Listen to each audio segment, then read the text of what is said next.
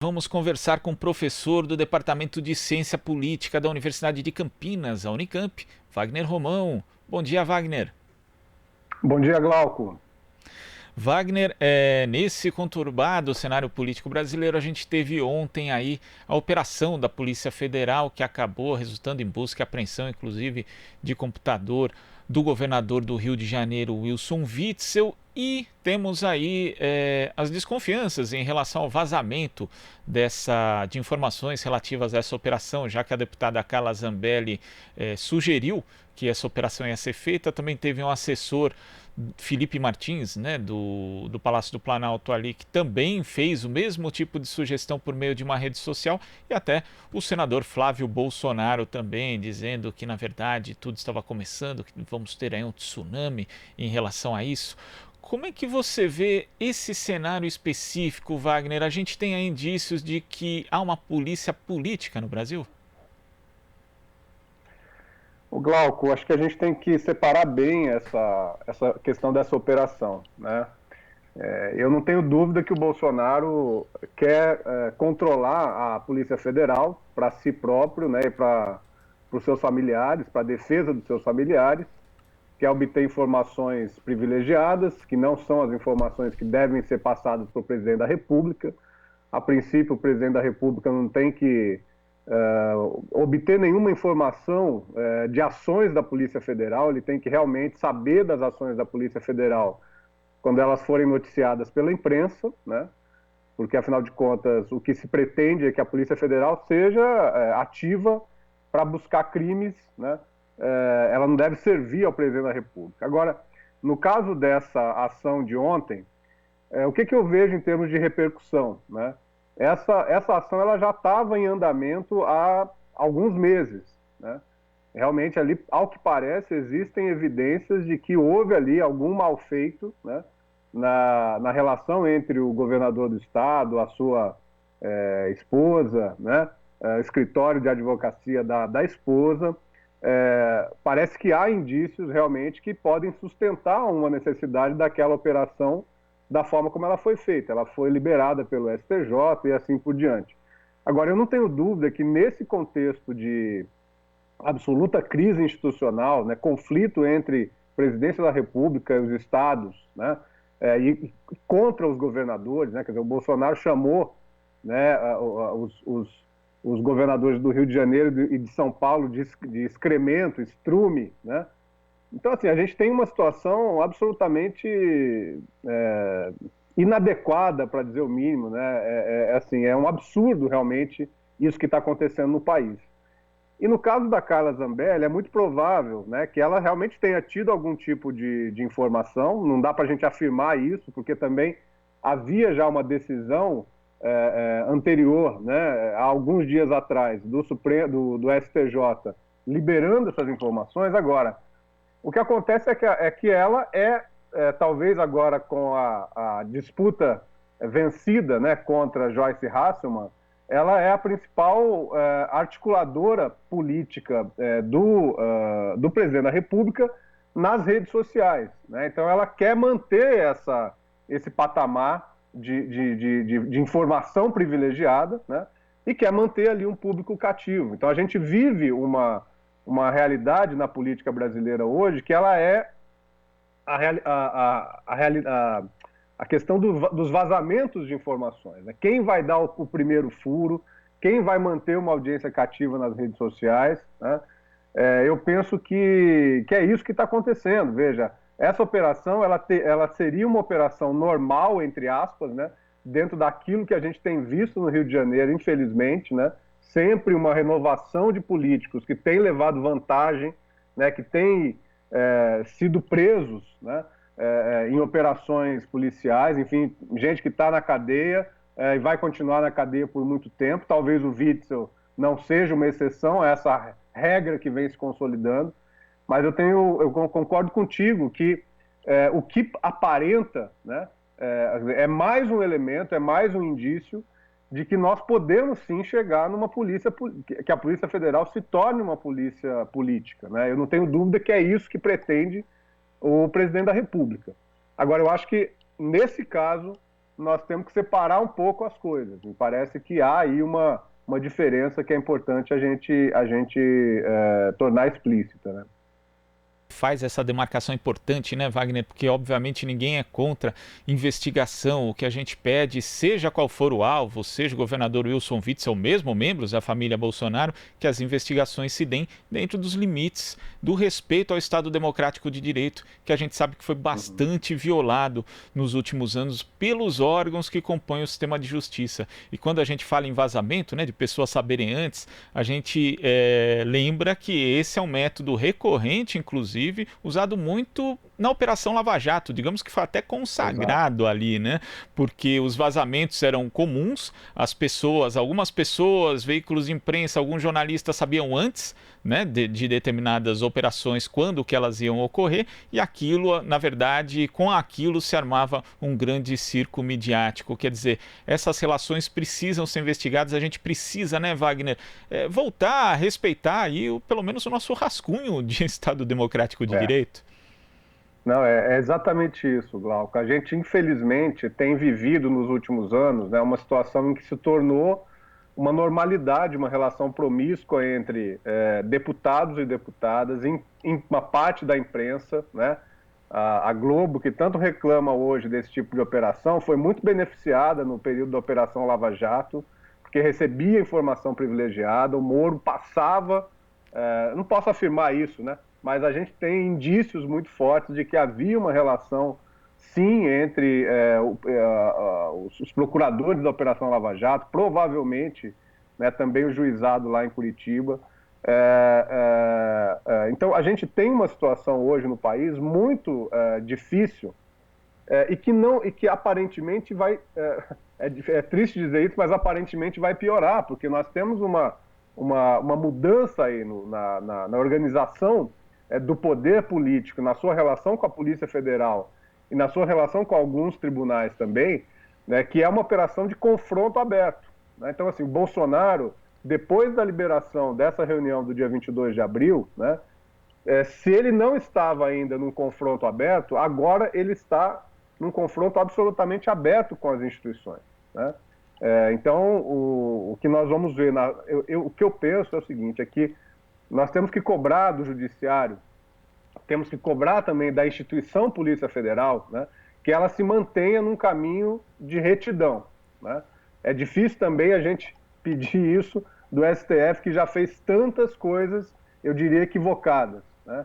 Mas é preciso que a instituição STF, a instituição Judiciário, ela seja firme, seja forte, né, contra esses arroubos autoritários que a gente tem visto a partir da presidência da República, a partir do governo federal, né? Wagner, agora a gente chama a Marilu Cabanhas. Oi, Marilu. Oi, Glauco. Oi, Romão. Bom dia. Bom dia, Marilu. Como vai? Tudo certo. Romão, vamos falar ainda mais sobre esse assunto, né, do Witzel, que está causando aí bastante polêmica. O Flávio Bolsonaro falou ainda que chamou de traidor, né, obviamente, o Witzel, e falou que o tsunami está por vir. Aí, enfim, dando aí mais recados. Talvez, será que ele tem também mais informações a respeito de outras operações, né, da Polícia Federal? E também queria que você analisasse, né, como é que também ficam os governadores que estão, enfim, se manifestando contra as orientações aí do presidente da República em relação à Covid-19. Então a gente tem aí o Dória, a gente tem o Flávio Dino, os outros governadores que também já expressaram aí repúdio em relação ao que está acontecendo. O Flávio Dino lembrando exatamente o que você falou aqui, vamos lembrar que é importante a investigação, obviamente, mas salientando o fato dessa possível manipulação por parte do governo Bolsonaro em relação à Polícia Federal. Não é isso, Wagner? Como é que você está vendo? Marilu, deixa eu te contar uma coisa. Faz um mês e meio, mais ou menos, um mês eu acho, eu recebi ouvi no Facebook de alguém aqui da minha rede um cardzinho, né, uma imagem com uma espécie de denúncia a respeito da compra de respiradores, né? Talvez você tenha visto isso também. Então tinha um lá que tinha pagado R$ 200 mil por um respirador e um outro tinha pagado R$ 20 mil, né? E nesse período, né, eu acompanhei muito aqui também que foi feito aqui em Campinas a respeito dessa extrema necessidade naquele momento da compra de insumos, né, para o combate à Covid, respiradores, máscaras, EPIs, etc, etc. E o mercado estava absolutamente inflacionado, né? Uma máscara que custava 9 centavos estava custando R$ 4,50, né? Então, o que eu acho que a gente tem que pensar nisso? É muito provável que uma parte dessas compras tenha sido feita realmente num preço que era o preço possível de se pagar naquele momento, que aquele determinado comprador daquela determinada repartição pública fez essa compra, né? E pode ter pagado caro, inclusive, porque era o que estava se pagando naquele momento. Agora, o que a gente precisa ver, né, e aí eu acho que a investigação, nesse caso específico, ela é importante, porque para onde foi o dinheiro, quem intermediou, houve ganhos, né, da pessoa que está exercendo o cargo público ou não, ou de pessoas próximas, né? Então, eu acho que a gente precisa ter muito cuidado com relação a isso que o Zambelli já andou falando, que é o covidão, pode ser o covidão, né? Então, eu acho que tem uma questão importante aí. De outro lado, eu não tenho dúvida que essa é uma disputa que está sendo feita, que está se acirrando, né, a respeito da narrativa que vai ser contada na disputa entre o Bolsonaro e os governadores, né? Por enquanto, nós temos tido os governadores do lado do isolamento social, né? Embora já se fale em flexibilização da quarentena, ainda no momento em que o número de óbitos e o número de novos casos ainda está crescendo, né, que eu acho um equívoco, então, se falar já de flexibilização de quarentena, infelizmente, né? Mas, de outro lado, o Bolsonaro construiu a narrativa de que realmente vão morrer muita gente, fazer o quê? E daí, né, como ele mesmo disse, né? E tem-se que salvar a economia, né, para que isso não avance. Então, eu acho que essa questão das investigações aí, dessas denúncias que estão aparecendo, essa ameaça do Flávio Bolsonaro a respeito do que vai ainda aparecer, no caso do Rio de Janeiro, mas eu tenho certeza que essa disputa se coloca também no âmbito dos estados, né? Acho que é dentro desse contexto que a gente tem que analisar o que pode acontecer, o que são as ameaças que são verbalizadas pelos parlamentares da base bolsonarista, né, no confronto com os governadores. Então, eu acho que, veja, Marilu, muita calma nessa hora, né? Nós estamos vivendo realmente um momento muito delicado da história brasileira, né? As instituições, elas estão absolutamente... Há uma desconfiança generalizada das instituições, tanto no campo bolsonarista, né, como no campo progressista, de esquerda, enfim, identificado com a esquerda, né? Nós estamos numa situação muito delicada. Então, eu acho que nós, assim, tanto nós analistas na universidade, como vocês que estão no campo da imprensa, né, nós temos uma responsabilidade muito grande, que é de trazer um pouco de luz para esse momento, né, e evitar também que a gente tenha explicações fáceis. Eu acho que nós não estamos conseguindo ter explicações, nós não devemos, né, não há explicação fácil, né, nesse contexto tão conturbado que a gente está vivendo, com esse jogo de interesses muito grande que está colocado.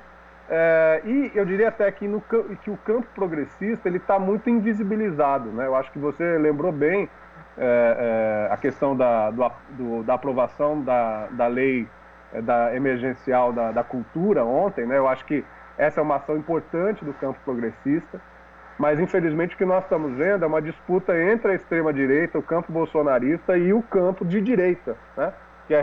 Onde Witzel representa, onde Dória representa. Então, acho que precisamos ter parcimônia aí nessas análises sobre o que pode acontecer daqui para frente, né?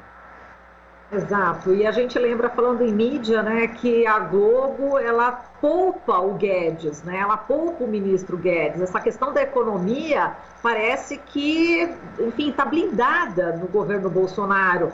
E aí a gente fica pensando, né, como é que vai avançar um pedido de impeachment ou uma cassação de chapa? Estou imaginando aqui no ambiente político, a gente sabe que tem o jurídico, mas fica complicado, não é isso, Romão? Eu acho que sim, eu acho que não é nada fácil. Eu acho que a plataforma fora Bolsonaro, impeachment já, ela é absolutamente justa, né? Por motivos relacionados aos crimes que Bolsonaro já cometeu e por motivos políticos também, porque nós estamos vendo, né, um governo que ele tem um projeto entreguista, ele tem um projeto contra a soberania, ele desqualifica a imagem do Brasil no exterior, ele desqualifica, né, quer dizer, você relatou aí o caso da TV portuguesa, né, eu tenho escutado também de colegas que estão fora do país, né, quer dizer, a visão que se tem do Brasil não é de uma imagem de um país fraco, não é a imagem de um país pobre, é a imagem de que uma quadrilha se instalou no Palácio do Planalto, né? Um bando de bocas sujas, né? De pessoas absolutamente desqualificadas, né? Que não sabem o que estão fazendo ali, que não têm a dimensão do que é uma reunião ministerial, né? Que mandam prender governadores, que falam que tem que prender juízes do Supremo Tribunal Federal. É uma anarquia institucional. Nós estamos vivendo essa situação. Então, por isso que eu acho que nós precisamos assim, exigir o que nós podemos fazer, exigir que as instituições atuem de maneira firme. Tem que se investigar Bolsonaro, se investigue. Procuradoria-Geral da República tem que chamar Bolsonaro às explicações, né? Tem que se ir atrás do Weintraub. Como assim ele vai falar que tem que prender todo mundo, né? E isso vai ficar assim, isso vai ficar por isso mesmo? Então, assim, eu acho que esse momento é muito importante, porque se o STF se acovardar agora, se a Procuradoria-Geral da República se acovardar agora, aí sim nós teremos uma via absolutamente aberta, né, para um Estado autoritário que já está em vigência, né? Nós já temos o Ministério praticamente povoado na quase sua totalidade por militares, né? Então a conexão entre a força militar e o poder político, ela é danosa, ela é em si danosa, né? Eu penso que essa deve ser a nossa linha de análise e a nossa linha também de ação política nesse momento. Perfeito, Romão, valeu, obrigada, viu? Um beijão para você. Para você também, Maria. Wagner, muito obrigado pela sua participação aqui no Jornal Brasil Atual. Agora, para a gente, inclusive, diminuir essa questão da invisibilidade do campo progressista, eu queria que você falasse a respeito do seu canal do YouTube. Aproveita aqui para fazer um merchan, porque você tem feito debates importantes ali. Então, diz como é que as pessoas podem acompanhar ali esses debates, Wagner. Poxa, obrigado, Glauco.